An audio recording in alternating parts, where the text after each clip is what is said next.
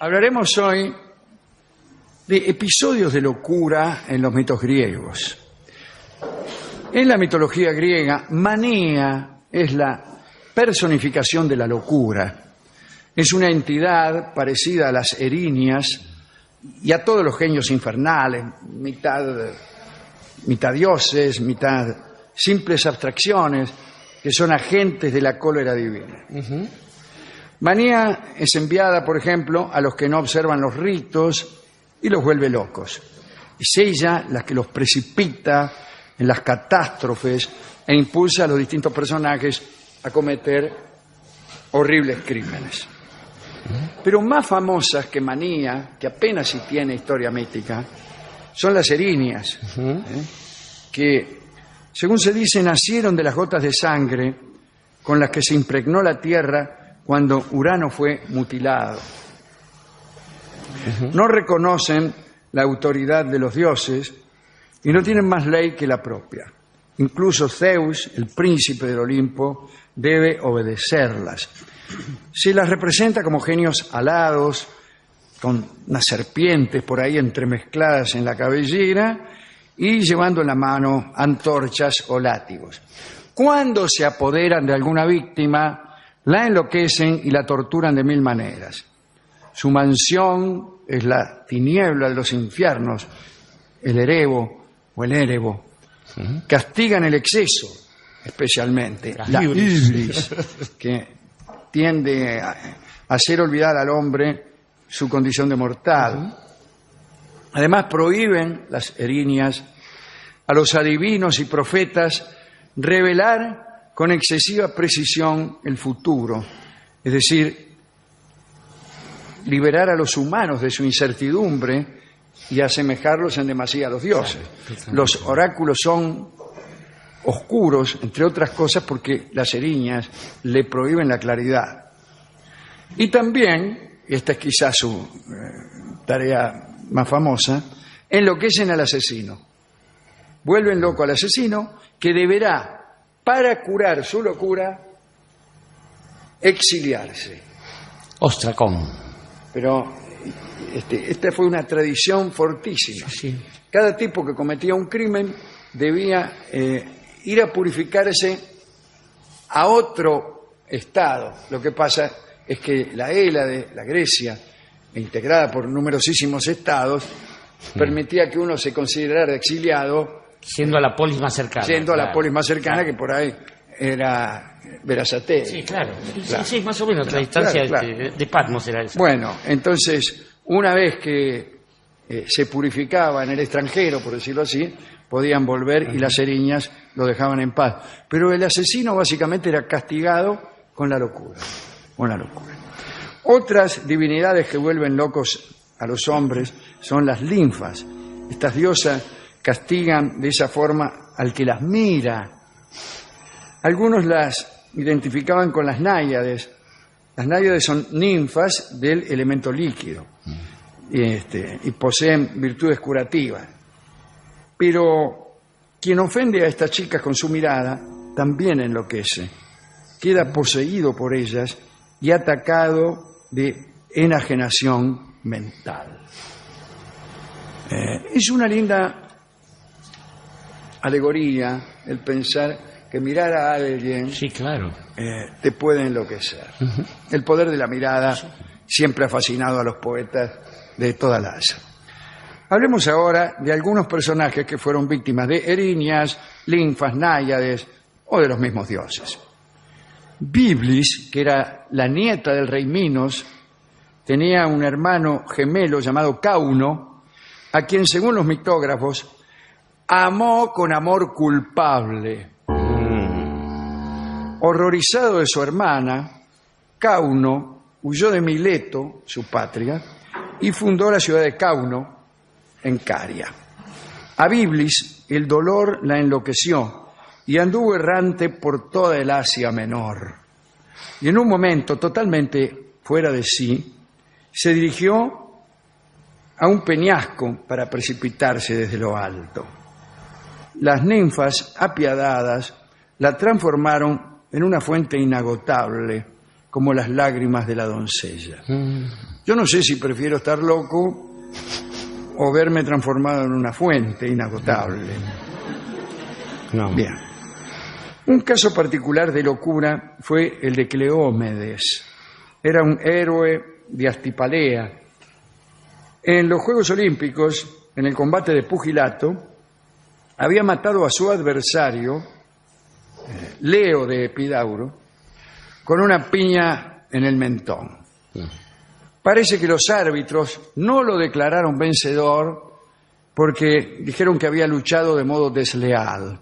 Cleómedes, que había prometido a su ciudad el triunfo, se volvió loco y de regreso a su patria derribó la columna que sustentaba el techo de una escuela y causó la muerte de unos 60 alumnos. Sí. Un mito raro, tiene lleno de la crónica, ¿no? Luego, perseguido por los habitantes, se refugió en el templo de Atenea. Nadie entró y nadie volvió a ver a Cleómedes, el pugilista loco. Hablemos de Ixión. Siempre me gustó esta historia, la de Ixión. Era un tesalio, allá donde los caballos. Los caballos, claro, bella patria, los caballos. Que reinaba sobre los lapitas. Parece que Ixión se quería casar con Día, hija del rey de Ioneo, y al pedir la mano de la joven, formuló grandes promesas al padre. ¿Vio cómo es uno? Y sí. Ah, sí, le voy a comprar un chalecito. Cuando ¿Cuál? después de la boda, le reclamó los presentes ofrecidos, Ixión lo arrojó a un pozo lleno de brasas ardientes. Tomá. Muy bien. El tipo fue y le dice, che, ¿dónde están los regalos que me prometiste? Y el otro agarró el fondillo de los lienzos y lo tiró a un pozo que previamente había llenado con brasas. toda astucia de brasas Él ardientes. inventó el asado con cuero. Sí. Así que se había hecho culpable no solo de perjurio, sino también de asesinato. Por tal motivo los dioses lo enloquecieron. Bien hecho, está bien. El horror suscitado por este asesinato fue tal que nadie consintió en purificarlo. Es decir, no lo recibían en ninguna ciudad vecina para que se purificase. Solo Zeus se apiadó de él y lo libró de la locura. Sin embargo, Ixión todavía cometió peores canalladas. Se atrevió, por ejemplo, a enamorar a Hera, la mujer de Zeus, y trató de atropellarla. En ese momento, Zeus, para despistarlo, formó una nube semejante a la diosa Muy bien. e hizo que Ixión se uniera a ese fantasma. Fantasma o no, de aquella relación nació Centauro, el padre de los centauros. Así que tan fantasmagórico no sería el asunto. Mucha nube, pero... Ante ese nuevo sacrilegio, me refiero a esto de desear a la propia mujer del príncipe de los dioses, Zeus decidió castigar a Ixión. Lo ató a una rueda encendida que giraba sin cesar y lo lanzó por los aires. Y como para purificarlo, le había dado a probar la ambrosía que confiere la inmortalidad. Ixión sufre su castigo, aún hoy, sin esperanza de que termine jamás. A menudo el castigo de Ixión se ubica en los infiernos, en el Tártaro, al lado de los grandes criminales. Aquí lo que llama la atención es el episodio de la nube, igual a Hera, con la cual Ixión se une y engendra a Centauro. Por una raza heroica, además, la de los centauros, y que tendría tanta Pero, trascendencia, ¿no? digo, Pero- aquella nube, que era una mentira, produce Es genial eso. efectos reales. Y es que para el enamorado, la mentira y la verdad importan poco. A Ixión le resultó tan funcional aquella nube que hasta le dio un hijo. Esos son hombres. Infeliz fue también la vida de Aura. Ajá. Dice aquí que Aura significa la brisa. Mentira, Aura significa justamente ahora. Claro, como todo el mundo A sabe. la voz de de Aura. Aura. Era hija de Peribea y del titán Lelanto, veloz como el viento, es decir, unos 40, 50 kilómetros por hora. Se dedicaba a cazar con las compañeras de Artemis, la diosa de la caza, ¿no? Dioniso se enamoró de ella y en vano trataba siempre de alcanzarla en sus carreras, porque la doncella era más veloz que Dioniso y siempre conseguía escapar. Pero un día, Dioniso le suplicó a Afrodita, la diosa del amor, que intercediera. La diosa siempre... Sí, era medio así. Y la diosa, cediendo a la demanda de Dioniso, que también era un dios, la hizo enloquecer a esta chica de forma tal que a la carrera siguiente daba pasos lentos y pausados. No fue difícil para Dioniso poseerla. Claro. Pero sucedió algo espantoso. Aura había dado a Dioniso gemelos, pero en su locura los mató. Luego se precipitó en el río Sangario y Zeus la transformó en fuente. Sí, Realmente hay tantas fuentes en Grecia, Así se explica. pero se puede caminar sin mojarse las verijas. El pobre Síquiro, esta es otra historia, no la pasó nada bien. Vivía en Caonia una doncella noble llamada Antipe. Un joven del país la amaba y ella lo correspondía. Ajá. Muy bien. Un día los dos enamorados estaban en un bosque sagrado, escondidos detrás de un hoyuyo, qué sé yo. En aquel bosque el hijo del rey, llamado Síquiro, este pibe, estaba persiguiendo a una pantera que había jurado atrapar desde hacía mucho tiempo. Las cosas que se juraban antes. Sí, también. De pronto, Síquiro vio moverse el follaje y arrojó su jabalina al medio del hoyuyo. Ahí, ¡pua! Y se la ensartó en el pecho a la hermosa Antipe. Cuando se acercó y vio el crimen que acababa de cometer, Síquiro, siguiendo con el protocolo, se volvió loco. Sí, claro. Subió a su caballo, lanzó al animal contra una roca y se mató. No es muy buena esta historia después de todo. Sí. Por último, contemos la desgracia de cierta mujer llamada Alcínoe, casada con Pólibo. Parece que la diosa Atenea se había enojado muchísimo con la muchacha por el siguiente motivo. Había contratado a una hilandera y una vez terminada la labor, se negó a pagarle el salario estipulado. La hilandera se quejó y tomó a Atenea por testigo de la mala fe de la mujer. Es decir, Atenea era una especie de ministro de trabajo. De mediación, claro. Y era la protectora de las hilanderas. Era también la diosa, la secretaria general Del sindicato. del Great Sindicato de hilanderas. Entonces enloqueció Alcínoe Bien hecho. y enseguida la muchacha se enamoró, porque estaba loca, perdidamente de un viajero de Samos llamado Janto. Abandonó su casa, su esposo, sus hijos y empezó a seguir al tipo en todas sus travesías. Un día, a mitad de camino, volvió en sí y, presa de la desesperación, la desgraciada Alcínoe se arrojó al mar.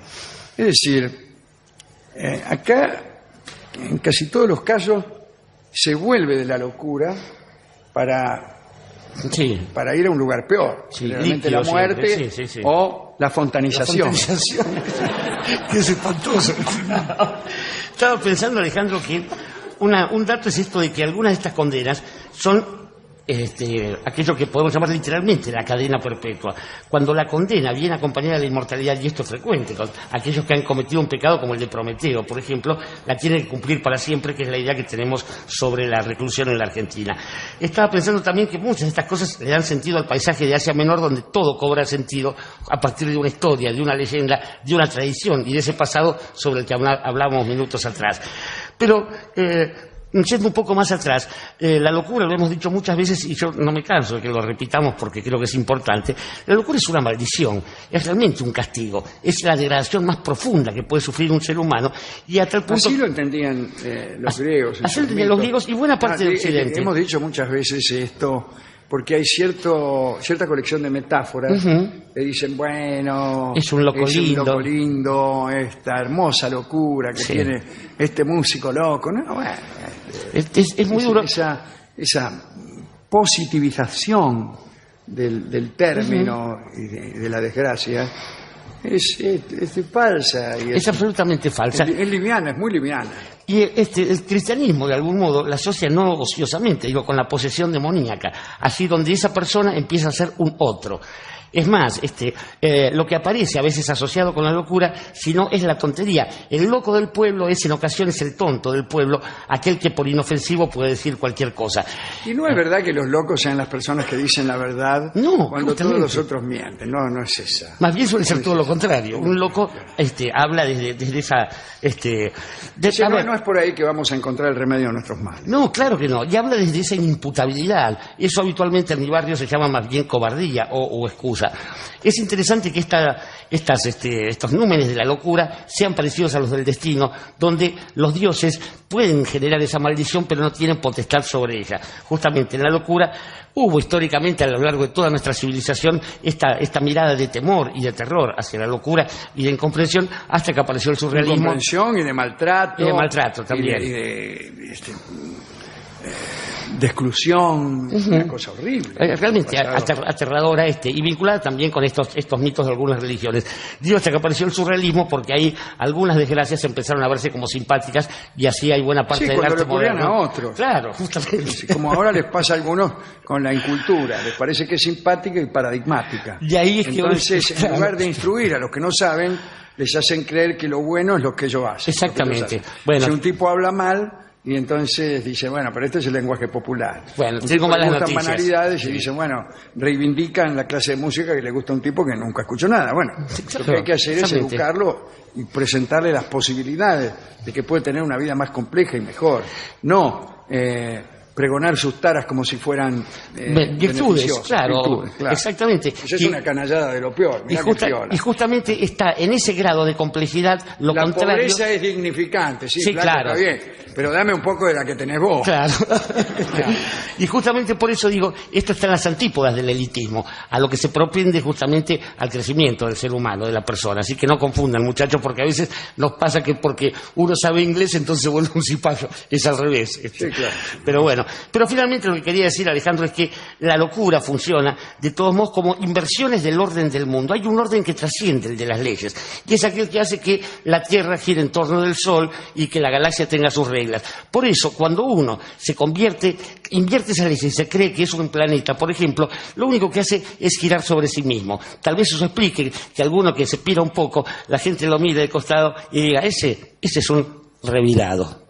Y Revirado es el título de un bellísimo tango de Astor Piazzolla que escucharemos ahora en la versión de su autor, que no estaba loco, para nada, sino que era un músico genial.